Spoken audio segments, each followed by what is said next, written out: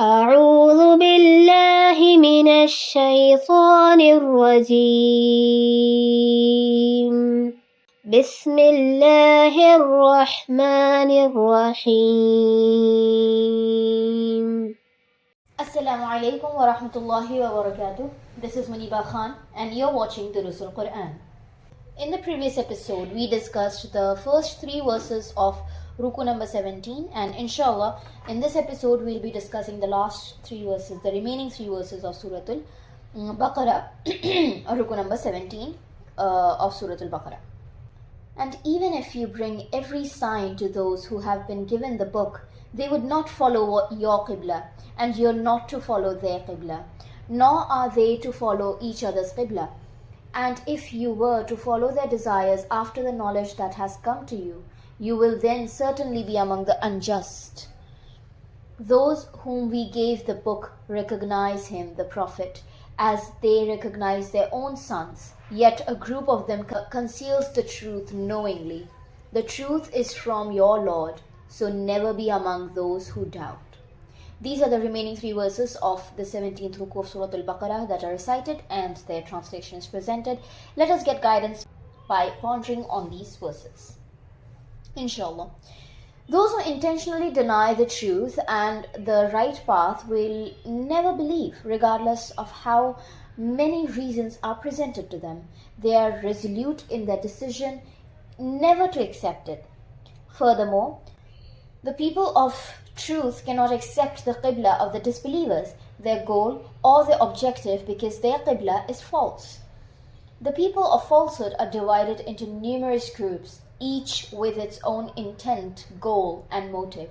As a result, they cannot accept each other's Qibla. Nevertheless, the believers should continue with their efforts of inviting and preaching to others. Even after possessing the blessings of knowledge and insight into the truth, if the believers choose to accept the creeds, thoughts, ideas, or the system of the disbelievers, they will be following their own desires. Such individuals will be counted among the wrongdoers in the sight of Allah. If the Prophet of Allah ﷺ had obeyed the desires of falsehood, he would have also been counted among the wrongdoers. This shows how terrible sin is to fulfill falsehood's desires instead of the divine commandments. The people of the book were in a state where they indeed recognized Allah, His Messenger ﷺ, the divine book, and the commandment of change in Qibla.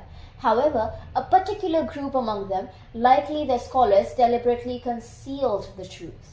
The message of the Qur'an, its guidance, commandments, and teachings are true, and they come from Allah. Believers should avoid getting entangled in doubts and suspicions caused by Satan's whispers. Otherwise, their faith could be at risk, and they might not be able to fulfill the duties of da'wah and tabligh, that is propagation and preaching, and the establishment of deen. They wouldn't be able to carry out the responsibility of bearing witness to the truth, because to uphold the words of Allah, one needs inner contentment and flawless understanding. Conviction and obedience are required, which the Quran refers to as Iman, that is faith in its terminology. The guidance in this ruku is as follows. First, indeed, the disbelievers are stupid and senseless people who always think and try to make the believers suspicious of the truth. The believers should be cautious of their conspiracies and whisperings. Their foolishness is that they ruin their own future. Second, those among the believers who possess knowledge and wisdom should strive to enlighten the Muslim community about the conspiracies of the disbelievers. Third, the wisdom and reasoning behind religious commandments and instructions should be consistently emphasized, providing people with peace of mind and encouraging them to seek guidance. Fourth, the believers should align their thoughts, deeds, understanding, behavior, and affairs with their attributes of a steadfast and sincere believer. Fifth, Allah has illuminated the path for the believers. He has made them an ummah to keep them as well connected so that they may accomplish the duty of bearing witness to the truth. With their words and deeds, they establish the truth as truth in front of humans. Sixth, the responsibility of bearing witness to the truth is placed upon the Muslim Ummah of the entire world. It will continue from this world into the next. Seventh, Allah desires that those who choose to obey Him, follow His last messenger and adhere to His final book should cleanse their lives from all forms of erroneous thoughts and social practices or make continuous efforts to purify them gradually. Eighth, sincerity of intention, firmness of thought, straightforwardness in ethics, action and relationships, Abrahamic glory in life, and following Muhammad are the guarantees of success and prosperity. May peace be upon them. Ninth, the truth is that the teachings and concepts of Allah's messengers should be embraced and followed in both individual and collective life.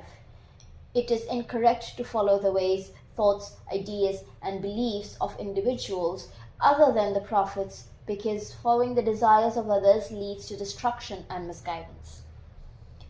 10th, the religion, ideology, system, philosophy, and teachings revealed by Allah are the truth. Inviting others to this truth, adhering to it with peace of mind and conviction, and striving to establish it is necessary and a requirement of the truth. It is crucial to keep one's life free from doubts and confusion and to act in accordance with faith. And our last supplication, all praises are due to Allah, the Lord of the worlds. With this, we end our Ruku number 17. Inshallah, in our next episode, we will be discussing Ruku number 18 of Surah Al-Baqarah in lesson number 19. Fear only Allah, not humans. Jazakallahu khair. Wassalamu alaikum wa rahmatullahi wa barakatuh.